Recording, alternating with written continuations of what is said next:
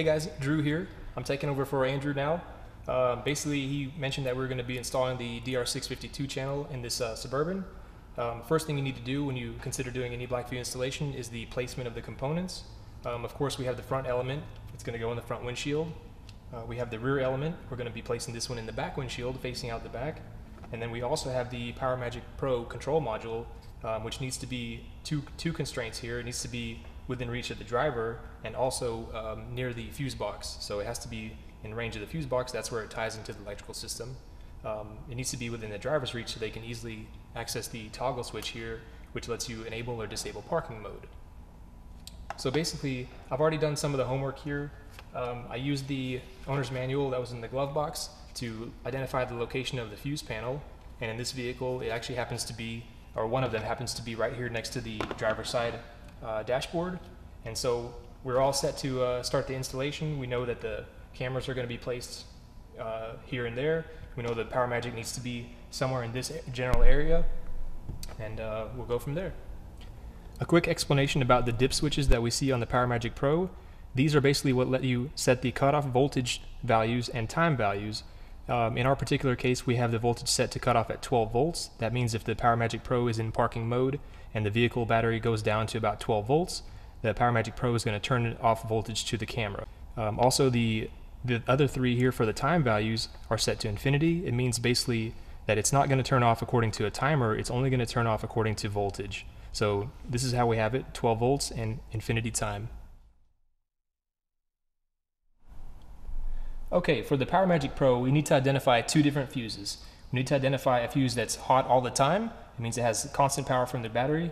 And we need to identify a fuse that is switched only when the engine is running. To do that, I'm going to use this test light. It's a simple device, simple tool. You can buy one for $8 on Amazon.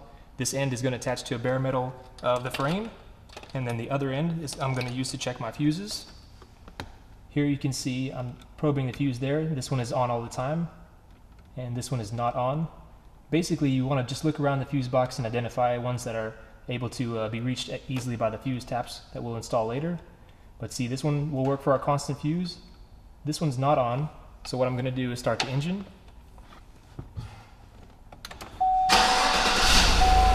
And I see that this one is now on. Turn the engine off, and it's now off. So basically, this is going to be my switch fuse, and then I can use any other fuse identified as my constant power fuse. Okay, this is the 3-wire harness for the PowerMagic Pro.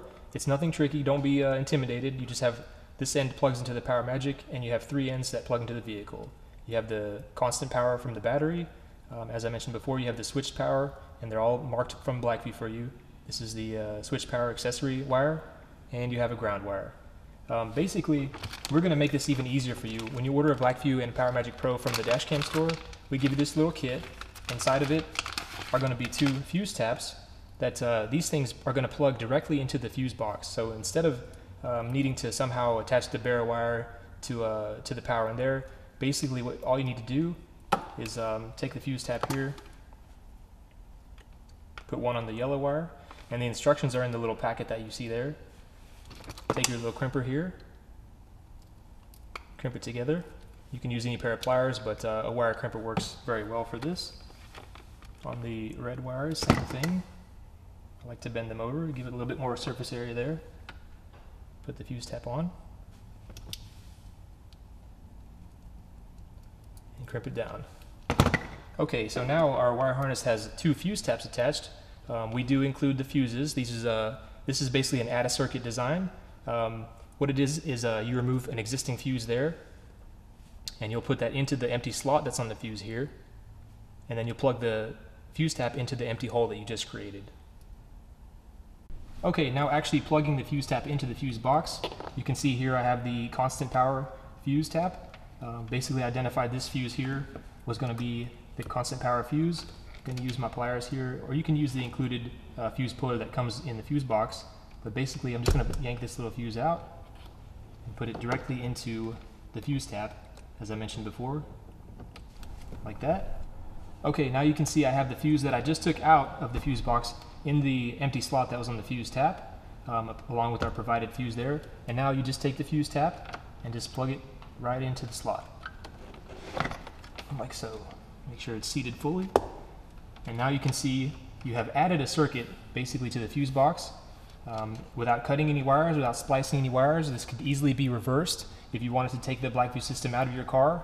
This is not going to void your manufacturer's warranty. This is the least invasive way to install any sort of electronic in your vehicle, and that's why we use these fuse taps, and that's why we provide them for free to our customers. Next thing I'll do is do the same thing with the switch fuse and the red wire from the PowerMagic Pro wire harness. Okay, really quickly, we'll just go ahead and finish up with the second fuse tap here. I'll go ahead and take out the fuse that I identified earlier as being a switched fuse. Go ahead and put it into the tap slot there. Make sure it's nice and flush. And then I'm going to go ahead and plug it in. It doesn't matter the orientation.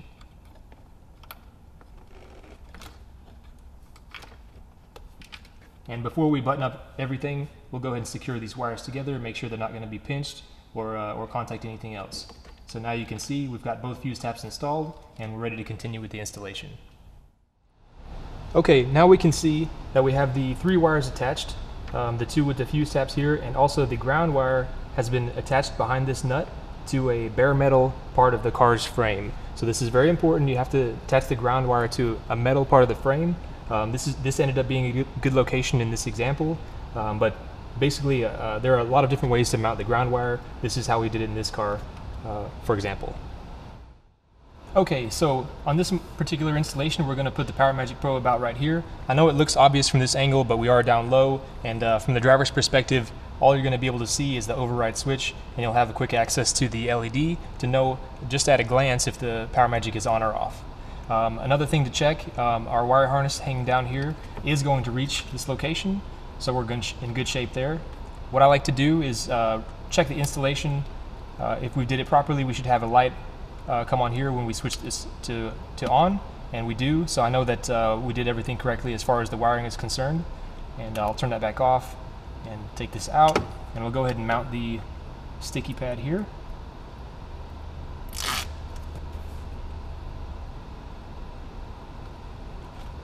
Press nice and firmly there. And then for added security, we'll go ahead and install the 2 self-tapping screws. Don't over tighten them because this is just plastic.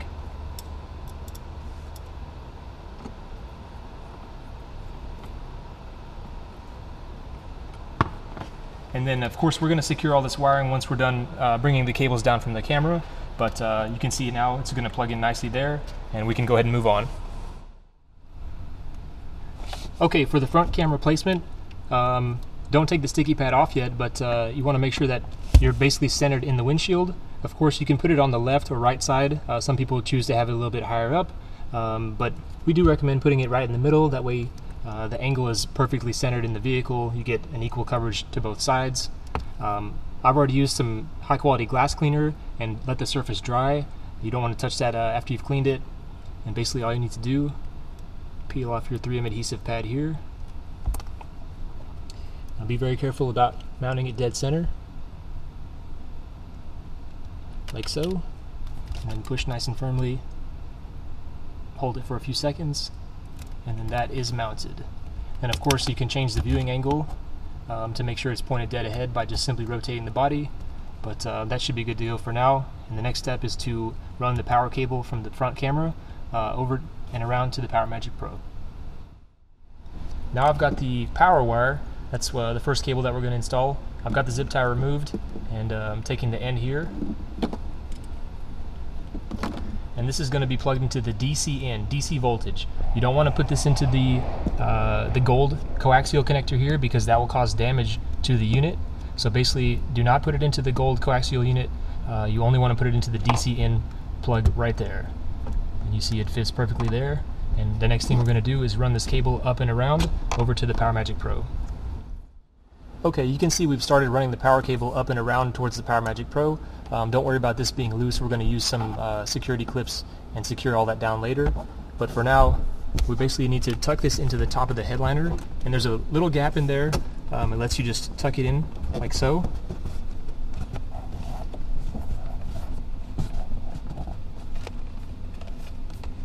Now around the top of the A-pillar here, basically I'm going to make a little gap. I'll pull down the trim here, and all you got to do is just tug on it to expose a nice little gap here. And I'm going to put the cable in the top here and use my little trim tool to easily work this cable in.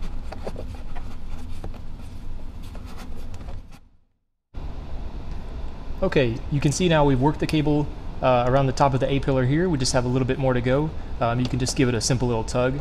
And now, basically, it's not going to interfere with the airbag or anything. The cable is just running along the top here. And since we have exposed this nice little gap in the A-pillar here, we can just tuck the cable safely into this gap. It's behind the airbag. It won't interfere with anything. You can just simply tuck the rubber back in after the cable. And this is going to let us go all the way down to the fuse box where we need to go.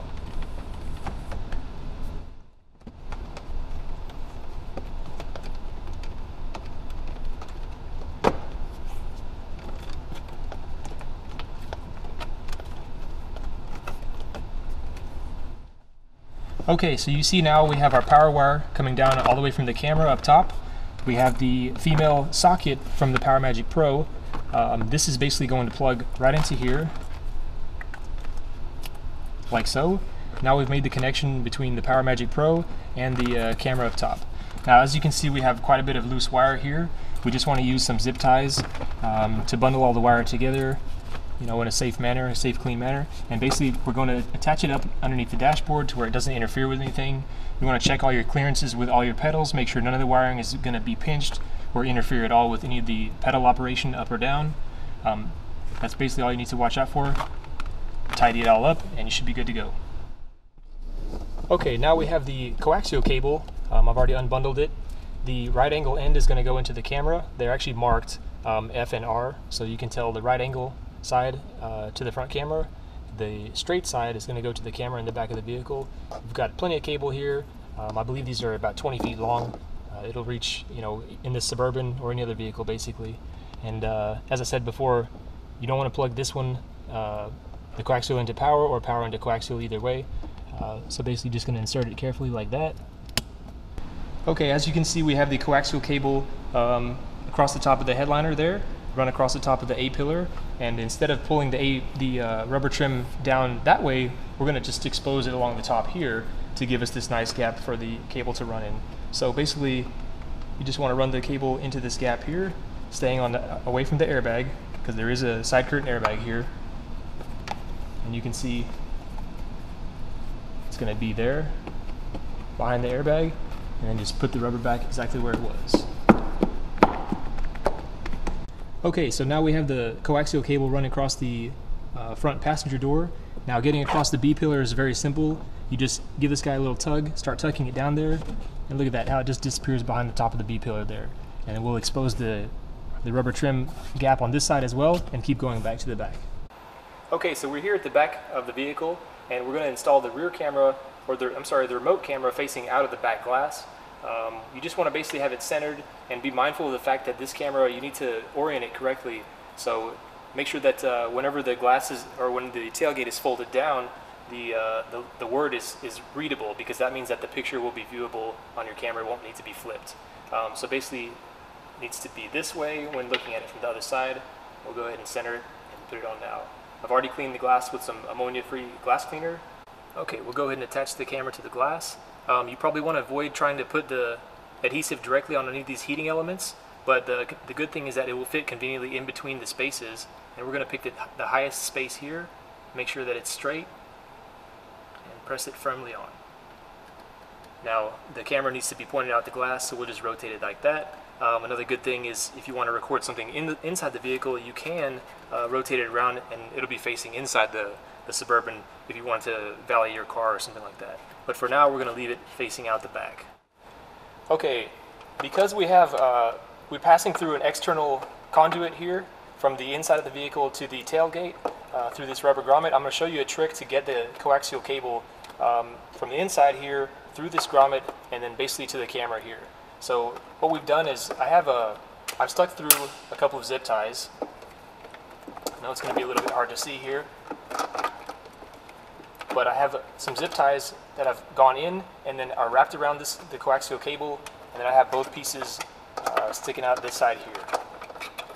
Now basically I got both of the zip ties here, and if I pull them back out, being very gentle to not damage any of the cables, you can see the coaxial cable is being pulled through here. So I can get rid of the zip ties and just gently pull the cable through, and there you have, that's how you pass it through this conduit here. We're going to send it up through here, and the very last step is going to be to plug it in here, but I'm going to secure all this cabling first, and then make sure that you put all these connections back, and then we'll be good to go. Okay, now you can see that we have this trim piece put back together. The coaxial cable is already plugged into the rear camera here.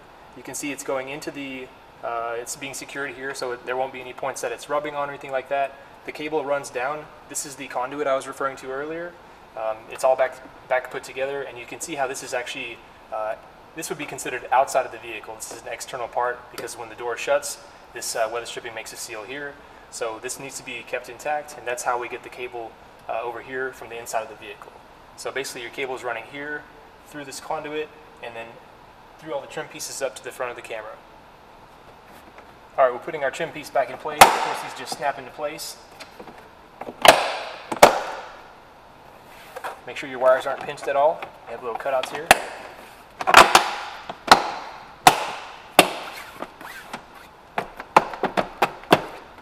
All right. Okay, so you can see we have our installation completely buttoned up. All of our cables are secured. The rear camera is installed. Basically, we're ready to test it and see if we did everything correctly.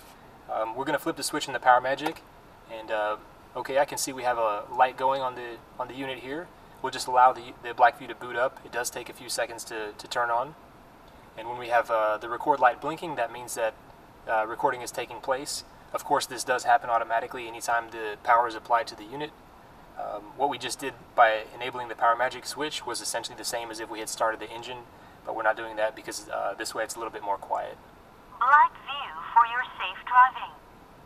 Starting normal recording. So you just heard two of the normal voice alerts. You can disable these once you understand the operation of the system.